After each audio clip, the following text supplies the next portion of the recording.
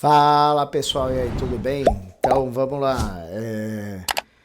Não vou perder muito tempo explicando por que que passei esse tempo sem gravar vídeos, né? Foi um tempo relativamente longo e basicamente, como eu procuro ser o mais claro possível, é, eu achava que o retorno não monetário, porque na verdade até hoje eu não recebi nenhum centavo por tudo que eu trabalhei, eu produzi aqui, né? Mas eu achava que o retorno estava sendo pouco, o apelo junto aos interessados estava sendo pequeno.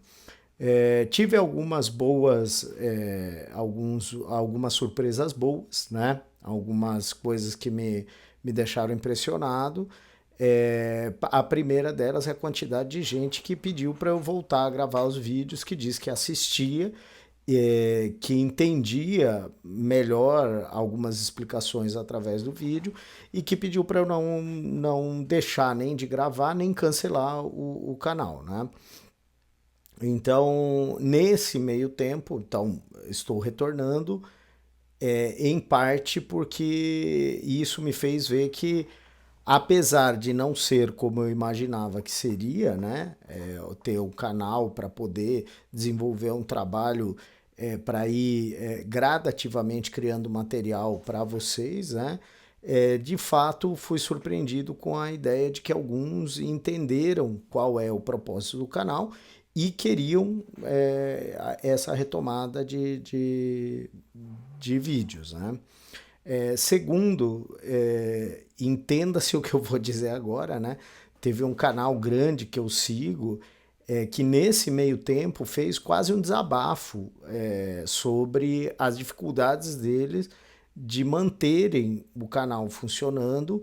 E aí eles têm uma explicação muito minuciosa, boa, eis o motivo pelo qual eu sigo o canal, que eles partem do princípio de que eles querem informações de qualidade, né? Disponibilizar para as pessoas informações de qualidade com um contexto que realmente tenha sido pesquisado e você possa minimamente dar segurança daquilo que você está falando.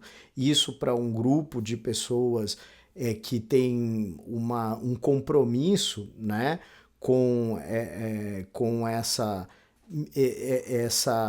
abordagem mais didática, mais científica, mais racionalista, tem, né? Então, eles fizeram um desabafo, de certa forma eu me encontrei nesse desabafo, e aparentemente eles criaram estratégias para continuar. Eu continuo com a minha estratégia de sempre, ou seja, sem estratégia nenhuma, né? Mas procuro atender também ao pedido do nosso amigo, do nosso querido colega Heitor, que ele me fez, não sei se foi um pedido exatamente, mas ele comentou, falou, olha, eu gostaria, né, gostaria de ter mais informações sobre Roma e a história de Roma. E a história de Roma, eu tenho fichada alguns temas, um conteúdo mínimo que geralmente eu uso para como guia para a gente poder desenvolver as histórias, né? É, eu disse para ele, falei, olha, neste momento eu não vou conseguir gravar o vídeo rapidamente porque eu estava envolvido numa série de atividades que exigiam que eu tivesse que entregasse tudo dentro de um prazo muito curto. Agora, digamos, eu consegui completar uma etapa, né? Essa primeira etapa, entregar tudo, e agora eu vou gravar finalmente o vídeo a pedido do nosso amigo Heitor. Lembrando que, como é muito extenso o material, eu vou dividir ele em algumas partes. Então fica, vamos chamar de Roma parte um, esta que é da fundação até o advento da República, tá? Eu vou ir utilizando. O pessoal, eu acho que sabe que eu já tive um blog. Na verdade, o motivo de eu ter extinguido o blog foi basicamente que depois de ter colocado durante anos e anos material lá, tinha acesso até internacional do blog, ele tinha uma procura muito grande de pessoas que tinham interesse em acompanhar a história brasileira, partes em português, né, que estavam em outro país e se interessavam pela língua, utilizavam, consultavam o blog. Na verdade, no final eu desativei o blog porque houve, como também eu já desabafei com vocês, houve menções de que eu estava ganhando dinheiro vendendo o material. Volto a repetir, eu não vejo nenhum problema quanto a isso. Se eu conseguisse atingir o que eu queria lá no começo, talvez eu tivesse disponibilizando coisas para um curso pago, né? Mas não é a proposta da gente até agora e não foi nesse blog, não e para mostrar que o que eu estava dizendo era 100% verdade, eu fui lá e bloqueei quase 80% do conteúdo. Deixei apenas, naquele momento, eu deixei apenas à disposição os conteúdos de quem ia prestar o vestibular naquele fim de ano e me pediu, alguns deles quase desesperados, dizendo, pelo amor de Deus, não tira esse negócio do ar, porque para mim faz uma grande diferença. E como eu gosto de ajudar nessas empreitadas, acabou que eu deixei o básico para eles consultarem. Por que eu estou dizendo isso? Porque eu vou colocar a imagem das fichas que eu tenho nesse blog, tá? Então, para quem interessar possa, vai ter o link do blog aqui. Se quiser entrar só para ver isso, ou se não quiser entrar lá e ficar com a aula aqui anotando, fica a seu critério, à disposição do que você quer. Eu não recebo, até hoje, 2023, não recebi um centavo de tudo aquilo que eu já produzi. Eu queria que fosse mais animado, convidei algumas pessoas para fazer esse canal junto comigo, mas aconteceu, eu até entendo o motivo, né? Aconteceu de eu acabar ficando sozinho, né, nessa empreitada. Seja como for, vamos lá, vamos começar. Então, nós vamos trabalhar com a história de Roma, da sua fundação. Vamos falar um pouco sobre que etnias, que grupos acabaram dando origem à ocupação da Península Itálica e como isso se desenvolveu numa estrutura, numa civilização, numa estrutura de governo que vai marcar a história do Ocidente, sem dúvida. Então vamos chamar de Roma, parte 1, né, da origem, dos primeiros períodos que se tem notícia, até a fase republicana, tá? Ou seja, até o advento da República em Roma, tá? Então vamos lá.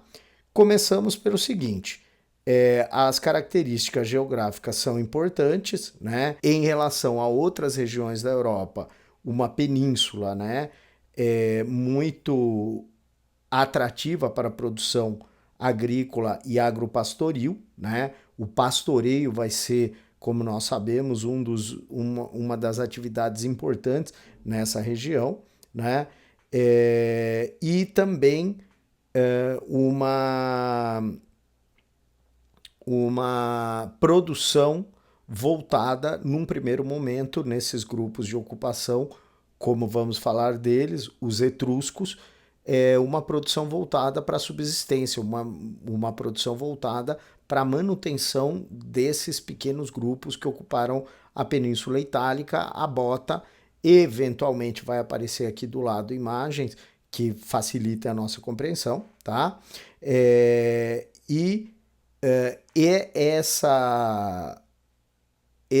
Esse sistema agropastoril de produção vai acabar sendo responsável pelo embrião de economia na península, ainda não marcadamente por viagens pelo comércio marítimo fora da península, tá? Então nós vamos ter três elementos de ocupação, vamos chamar assim, tá? 3 etnias, 3 grupos que vão ocupar essa região, que foi os gauleses ao norte, né? Os etruscos e os latinos no centro, certo?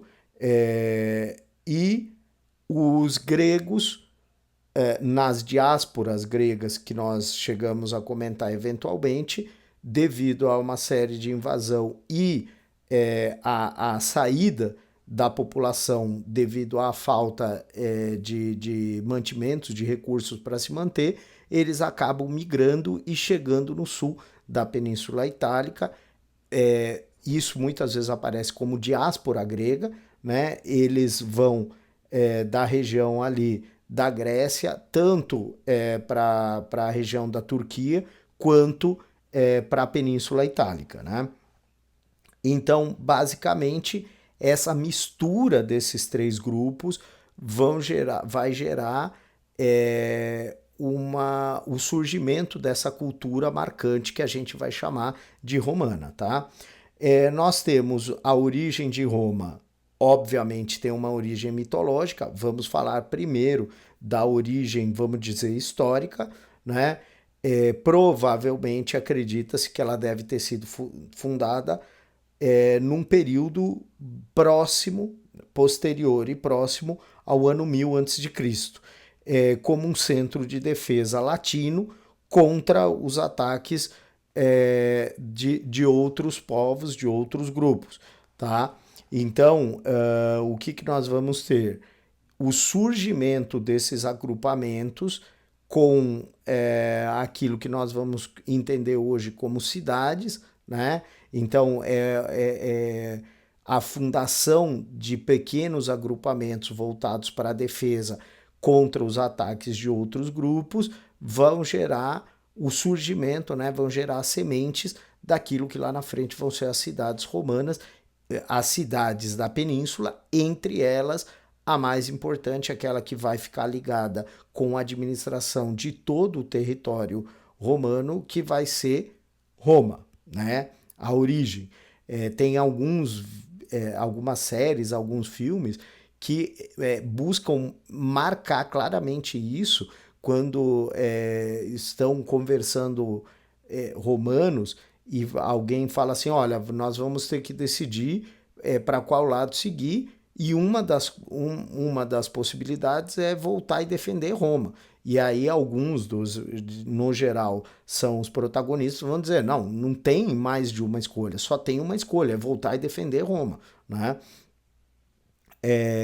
Essa, portanto, seria essa ideia da formação de grupos que buscam se defender e criam áreas fortificadas que dão origem a centros que depois vão ficar conhecidos como centros urbanos, ou seja, a urbe, a cidade, que por sua vez vai crescendo e vai dando origem às cidades itálicas que nós, né, da Península Itálica, da Península, que nós vamos depois ficar conhecendo com o mapa como sendo as principais cidades da Península, tá? Temos também uma origem mítica, né? Que é a questão da formação das cidades. Nessa história mítica da civilização romana, tá? Nessa história mítica, Enéas, príncipe troiano, vai migrar e se casar com a filha de um rei latino, tendo como fruto dessa união 2 filhos, gêmeos, Rômulo e Remo. Rômulo mata Remo e se transforma no primeiro rei de Roma, cuja fundação é datada de mais ou menos 753 a.C., considerando todos os problemas dessa datação em um momento da história da humanidade que os registros eram muito pouco precisos, tá? Seja como for, considerando essas datas, essa proximidade com o século 1000 a.C., colocando uma data um pouco mais precisa de acordo com levantamentos históricos, vamos dizer que foi por volta do ano 700 a.C., com uma certa precisão voltada aí já não mais para os grupos que deram origem a Roma, mas para a parte política, né?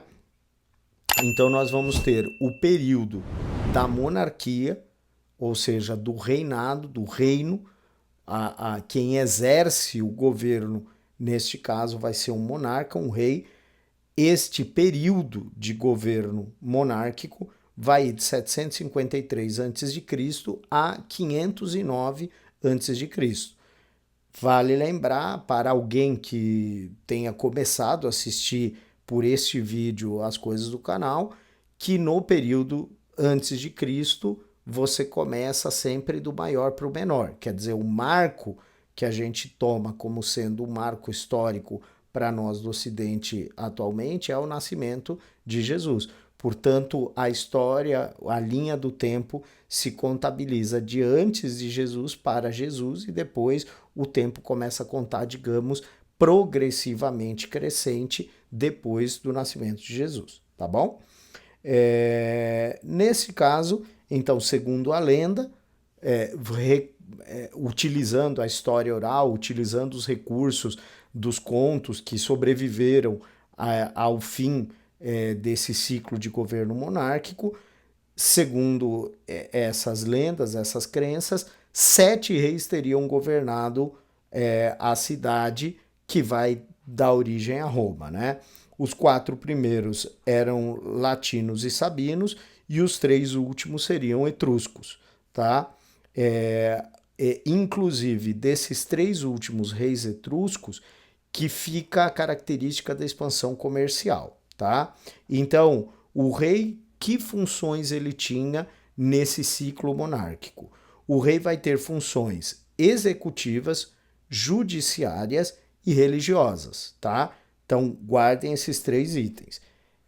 Rei tinha funções executivas, ou seja, ele punha em ação os planos, ele considerava, ele criava planos para a cidade, ele usava a justiça para determinar as coisas, o julgamento dele era o que se entendia por justiça, e ele era o chefe também religioso dessa região. Lembrando que a religião romana, ela é anterior ao cristianismo e ela era politeísta, ou seja, você cultuava diversos deuses, inclusive isso liga, é como se fosse uma releitura dos deuses gregos ao estilo romano, que era muito menos poético, vamos colocar nesses termos, cometendo todos os equívocos que uma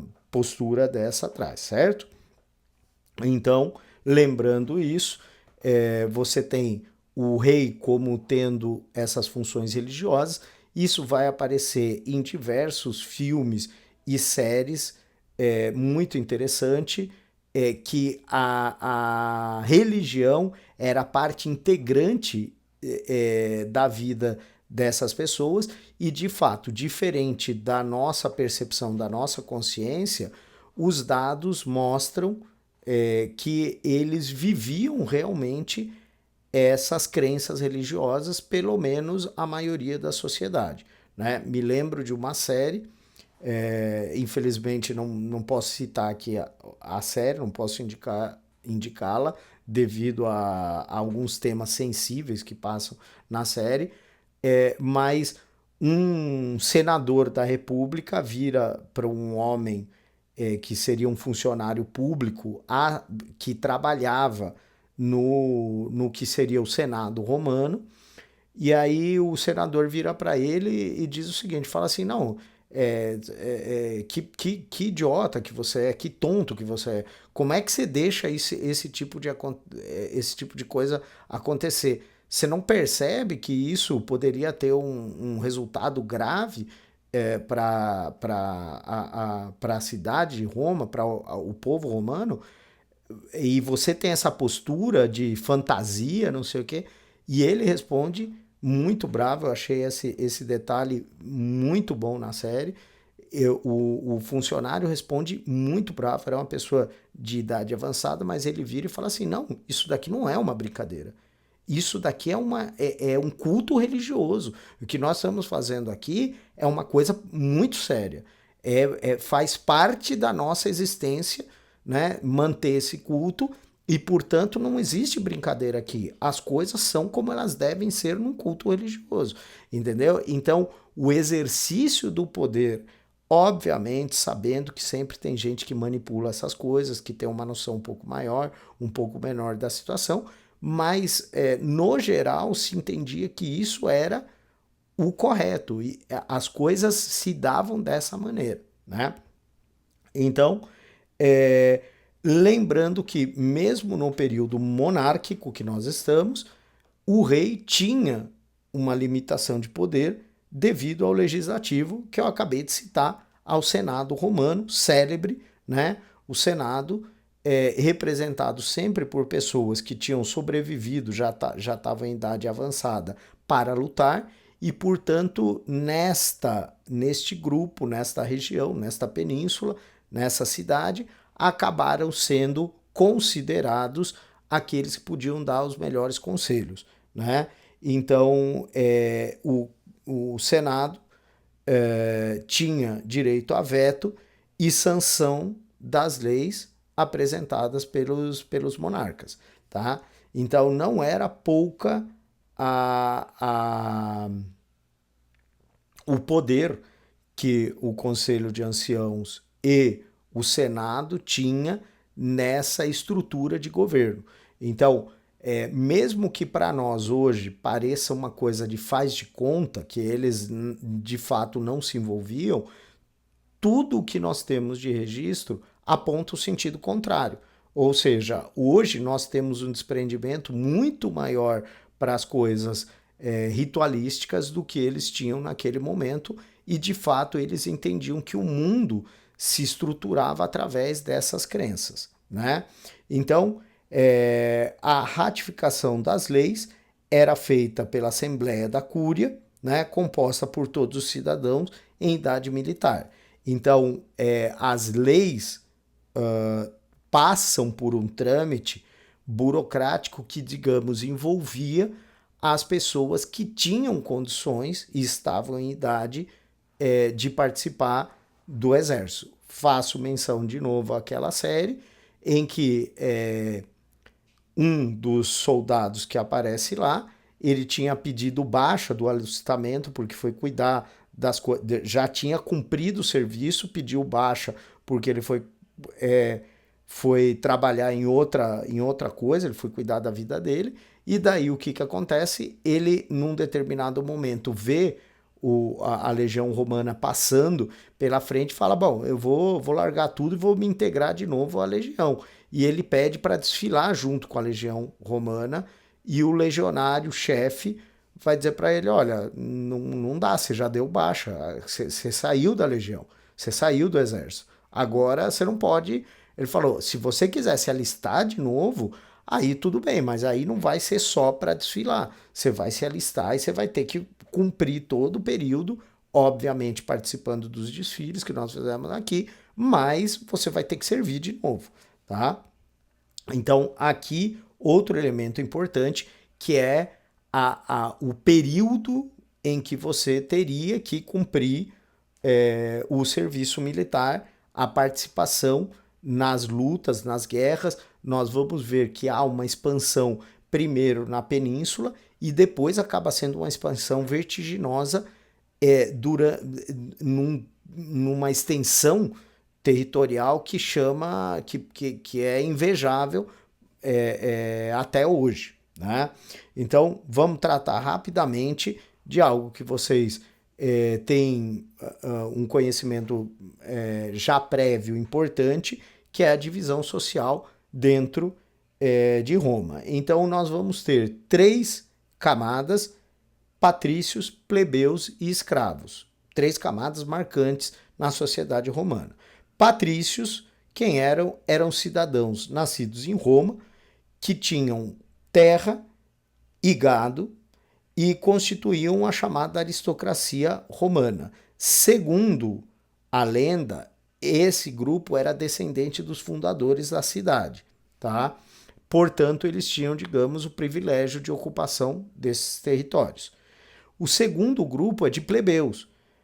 Os plebeus descendiam das populações que habitavam originalmente a Península Itálica e, no geral, esses plebeus faziam outros serviços que não ser proprietário de terra ou trabalhar na terra.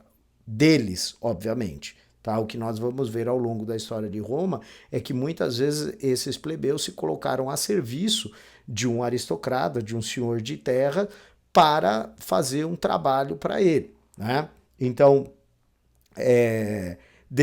os plebeus descendiam das populações que habitavam a Península Itálica, se dedicavam ao comércio e artesanato e, considerando a fundação de Roma, não tinham direitos políticos. Então, a questão era decidida basicamente por quem tinha nascido em Roma e era descendente dos fundadores da cidade, portanto, tinham o direito de decidir quais eram os destinos da cidade.